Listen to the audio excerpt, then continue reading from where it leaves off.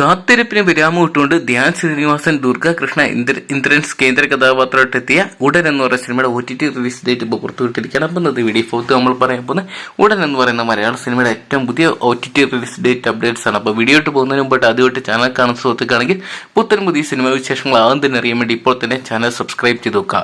കഴിഞ്ഞ വർഷം തിയേറ്ററോട്ട് എത്തിയ ചിത്രം ഉടൻ എന്ന് പറയുന്ന സിനിമ നവാഗതനായ രതീഷ് രഘുനന്ദനായ ചിത്രത്തിന് തിരക്കഥ എഴുതി സംവിധാനം ചെയ്തിട്ടുണ്ടായിരുന്നു. ചിത്രത്തിൽ ധ്യാൻ ശ്രീനിവാസനായിരുന്നു കേന്ദ്ര കഥാപാത്രമായിട്ട് എത്തിയിട്ടുണ്ടായിരുന്നു. ധ്യാനിന് പുറമെ ദുർഗാകൃഷ്ണ ഇന്ദ്രൻസ് തുടങ്ങിയവരായിരുന്നു മറ്റ് കേന്ദ്ര കഥാപാത്രങ്ങളായിട്ട് വന്നത്.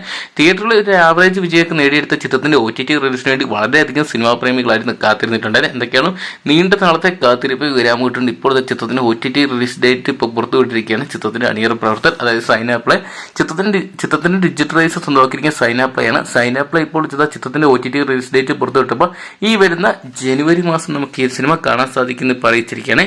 ഈ വരുന്ന ജനുവരി മാസം 5-ാം തീയതി സൈനാപ്പിൾ എന്ന് പറയുന്ന OTT പ്ലാറ്റ്ഫോമിൽ ഉടൻ എന്ന് പറയുന്ന സിനിമ റിലീസ് ചെയ്യുന്ന അറിയിച്ചിട്ടുണ്ട്. അപ്പോൾ ഏകദേശം 4-ാം തീയതി മിഡ് നൈറ്റോടുകൂടി തന്നെ നമുക്ക് ഉടൻ എന്ന് പറയുന്ന സിനിമ സൈനാപ്പിൾ എന്ന് പറയുന്ന OTT പ്ലാറ്റ്ഫോം വഴി കാണാൻ സാധിക്കുന്നത് പ്രതീക്ഷിക്കാം.